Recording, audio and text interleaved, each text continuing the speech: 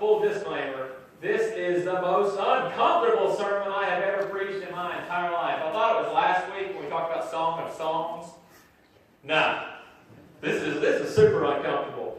We're starting a series today on mistakes. Learning to stay on track by studying how they got off track. The Lord gave me the idea for this series actually probably about 4 or 5 months ago. We were studying Jonah one night as a small group down here. And I'll never forget, we talked about what Jonah did wrong. And we kind of came to the conclusion that we don't do enough talking about what people in the Bible did wrong. Sometimes we hold them in such high esteem as we should, but we should also remember that they were people just like me and you. They made mistakes. And God has the mistakes they made in the Bible for a reason. And so we're going to study for the next 6 weeks mistakes they made, learning to stay on track by studying how they got off track. My prayer is that one person will walk away from the next 6 weeks and be able to avoid a mistake in their life because of this series. If one person can walk away from the next 6 weeks and say, you know what, I'm going to choose to not do that, then it is a success in the name of Jesus Christ. Amen?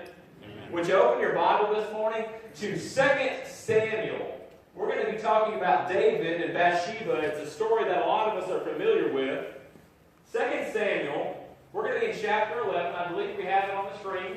But we'll give it just a second if you want to grab the Bible in front of you, or if you want to just look at the screen, or if you want to pull out your iPhone. However you want to read the Word of the Lord this morning.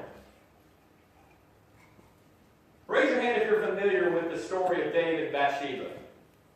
Almost all of us in here. Man, it is an uncomfortable passage. Let's dive right in, shall we? Before we do that, I found 2 things that really stood out to me about David. In 2 Samuel chapter 5, the Bible tells us that David had wives and concubines. So that's in 2 Samuel chapter 5. It says that David has wives and concubines. So we know he has wives and concubines. And then 2 Samuel chapter 8 tells us that David's fame is spreading across the world. I keep those things in mind, and this story starts with David on top of his palace. And I keep all that in mind because David had a lot of things going for him. You got wives, you got concubines, you've just beaten 5 armies, you're getting famous all over the world, and you got a palace.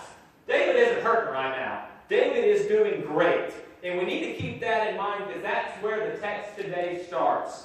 Look what it says in 2 Samuel chapter 11, starting in verse 1. In the spring, at the time when the kings go off to war, David sent Joab out with the king's men and the whole Israelite army. They destroyed the Ammonites and besieged Rabbah, but David remained in Jerusalem. Verse 2, it says, one evening David got up from his bed and walked around on the roof of his palace. From the roof he saw a woman bathing. The woman was very beautiful. Let's stop right there. The Bible says that all of David's kings and all these people go off and fight, and they're fighting, but David stays home, and he's on top of his palace one night. And the Bible tells us right there in verse 2 that he looks out one night, and he sees a woman named Bathsheba, and she is bathing. And this is one of those times where I thought about accidents happen. Accidents happen. You're watching a show, and all of a sudden something comes on TV, or you're online, and something pops up. You see something you shouldn't see. Accidents happen. But this is where David starts to get himself in trouble, that he doesn't look away. He's probably already committing adultery with her in his heart. But look what happens in verse 3. Verse 3 is pivotal because it says, and David sent someone to find out about her. The man said, she is Bathsheba, the daughter of Eliam, the wife of Uriah the Hittite. Let's stop right there. David says, this woman is beautiful. She's naked. I want to go find out about it. And he sends someone to go and find out about her. And they come back to him and they say, oh yeah, her name's Bathsheba. Oh yeah, and by the way, she is married. She is married. And David right then knows, David knows the 10 Commandments. David knows committing adultery is wrong, but right then, look what happens. He finds out she's married. It says, David sent messengers to go and get her. She came to him, and he slept with her. Now she was purifying herself from her monthly uncleanliness. Then she got back home. Verse 5, it says, the woman conceived and sent word to David, saying, I am pregnant. One of the things that really stood out to me from this passage, this is Satan's tactics. Think about this. Satan hated David. Think about that. Satan hated David, and Satan hates you.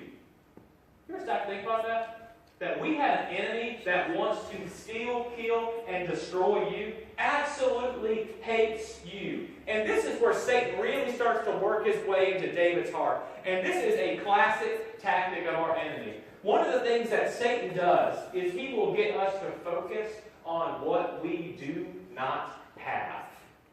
I shared those things in the beginning for a reason. Think about that. David has wives. He has concubines. He's famous. And he has a palace. And Satan doesn't say, oh man, everything's going great for you. Notice what Satan does. He says, look at that woman over there you can't have. Satan will always try to get you to focus on things that you don't have.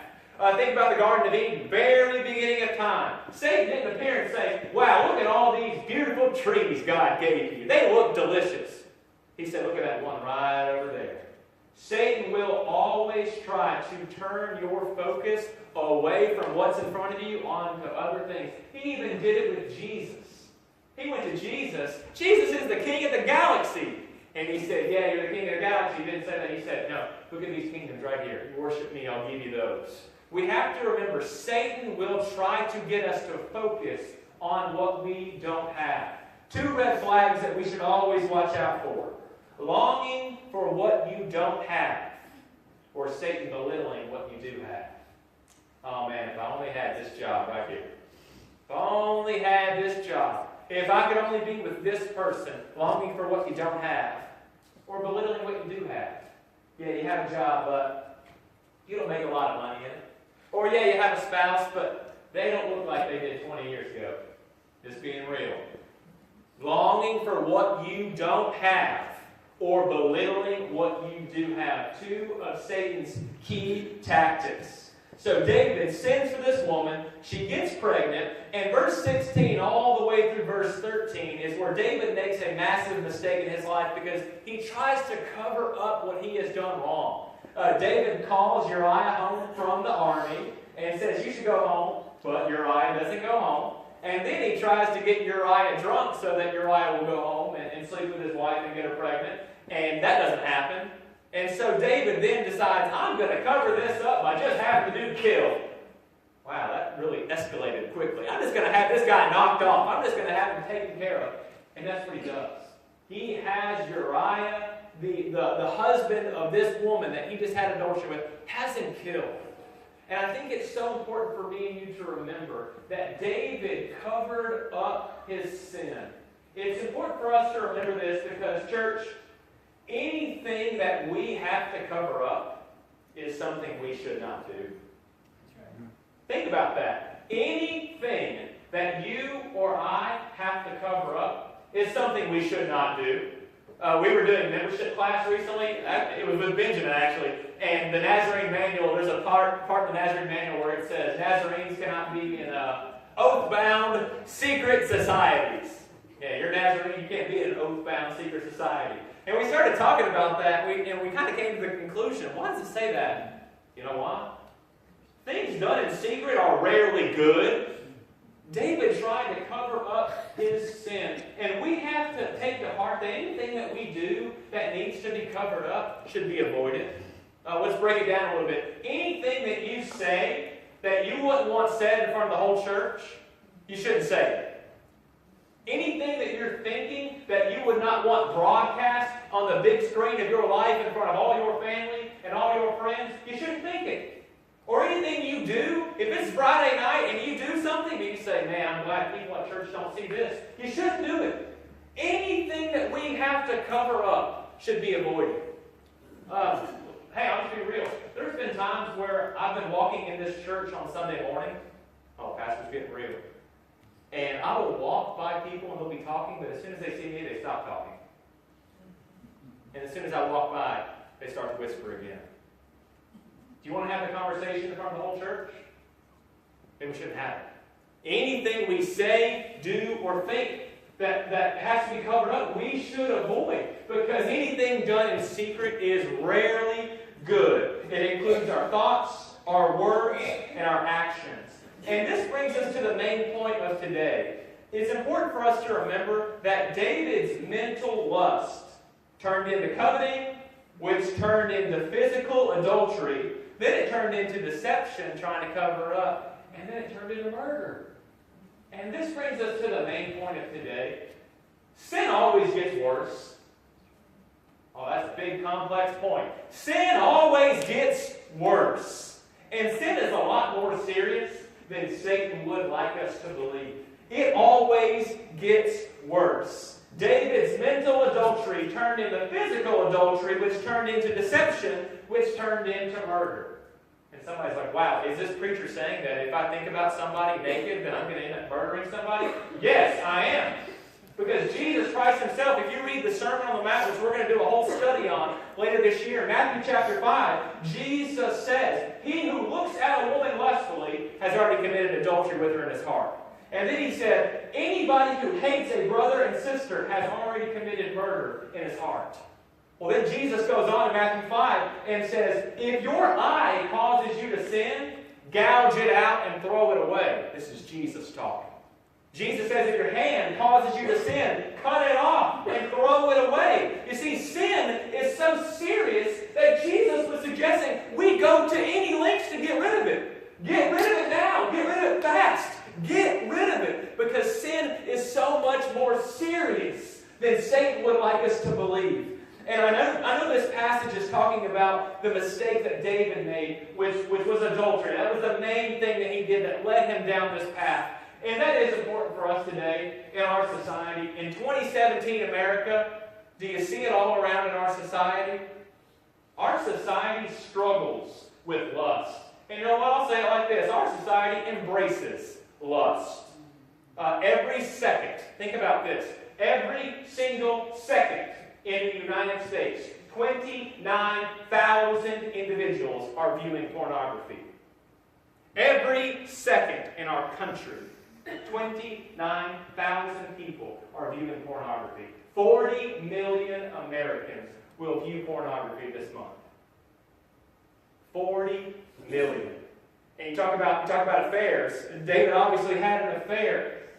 Physical affairs usually start with emotional affairs. I think those are all things we can call to mind. As we talk about lust, we see it in our society. That's a big part of the passage. But the main part of the passage is sin always gets worse. It always gets worse. And as we talk about lust, and I know I mentioned pornography, the hard part about that is so dangerous. You know why? Because we have these things. We have these things right here. I could pull this out. I could delete my phone history in probably 10 seconds. Anybody who knows how to use one of these probably could. Most of us could make a fake Facebook account in about 5 minutes to talk to somebody that's not our spouse. It is such an epidemic in our society. And we need to take to heart what happened to David. It was a look. Church, it is never just a look. It is never just a look. Satan would always like us to think that it's just a look. But sin is a lot more serious than our society and Satan says that it is. It is never just a look. It is always going to get worse. I like to call it gateway sin. Have you ever heard of a gateway drug? Anybody ever heard of a gateway drug? It is a drug that leads to a worse drug that leads to a worse drug. Have you ever heard people say, oh, marijuana is a gateway drug? Well, you know why they say that? Because it is. I know I have two friends who are redeemed believers in Jesus Christ. They went to rehab for methamphetamine, and they will tell you it started with just smoking on Friday night. And it's the same for sin. Sin is always going to get worse. It is a lot more serious in our society, and Satan would want us to believe. Satan would love us to believe it's just a look. And I think one of the things, as we're talking about sin, I think it's important for us to remember, Satan would always like for me and you to have a hierarchy in our mind of sin. A hierarchy of sin in our mind. For example, we're reading this passage. A dude clearly sleeps with someone that's not his wife. We are all like, whoa, that is a big sin. But then we're like, oh, gossip. That's not so bad. I can do that. Or murder. He had to do to kill. Murder's bad. We all know that. But then we think, oh, you know what? It's just a few clicks. Just a few drinks. Just thinking about someone that's not my spouse. In church, we have to remember all sin is gateway sin, because the number one place it leads you away from Jesus Christ. It doesn't matter what the sin is, big or small, it leads you away from Jesus Christ. All sin is gateway sin. And Satan would love for us, for me and for you, to have a hierarchy of sin in our mind to get us to do the small ones, which will always lead us to the big ones. Satan would love for us to have a hierarchy of sin in our mind. As we think about David and David's life, I don't know what you're struggling with. I don't know what you struggle with. There might not be a person on earth who knows what you struggle with. I don't know what the sin is for you, but I think it's important for us to remember this mistake we see in David's life. And it highlights to us, it's never just a look. Sin is a lot more serious than Satan would like you to think. All of us have heard this quote. It's from an unknown author. Sin will take you farther than you want to go, keep you longer than you want to stay, and cost you more than you want to pay. Sin is a lot more serious than our society and Satan would love you to believe. As we talk about mistakes they made, for David, it's just a look. It is never just a look. I don't know what you struggle with. But church, as we hear the word of the Lord, as we hear Jesus Christ telling us to literally get rid of sin no matter what it takes, we have to remember Jesus is worthy of disciples, you and me, choosing holiness over sin. I'll say that again. Jesus Christ is worthy of his disciples, you and me, choosing holiness living over sin. He is so worthy of our best effort. Well, it's hard.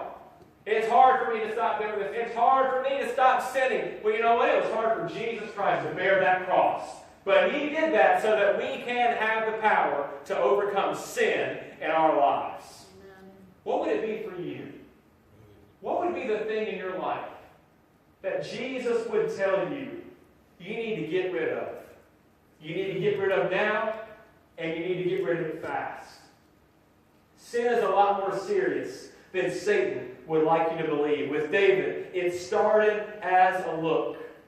But let us all remember, it will always get worse. Would you pray with me this morning? With your heads bowed and your eyes closed, I would like for all of us, as we are at our seats this morning, to spend just a moment praying. To think about what happened to David and to ask ourselves, what is it specifically in our lives that Jesus would tell us to get rid of? Is it lust? Is it greed? Is it gossip? Is it negativity?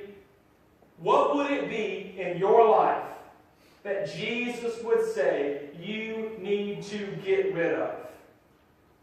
It's important for all of us this morning to think also about the mistake David made of trying to cover up his wrongdoing. Are there conversations in your life, thoughts in your mind, or actions you do that you cover up?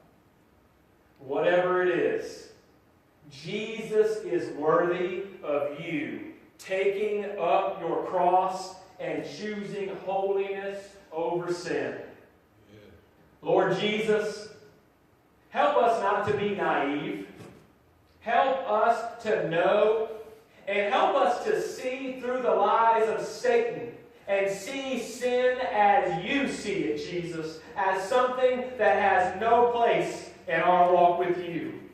Jesus, would you help us not to be deceived that there is some false hierarchy of sin, that some are worse than others. Jesus, help us to know that all sin is gateway sin because it all leads us away from you. Jesus, I pray that each of us will leave this place and respond to your word in the way we live our lives.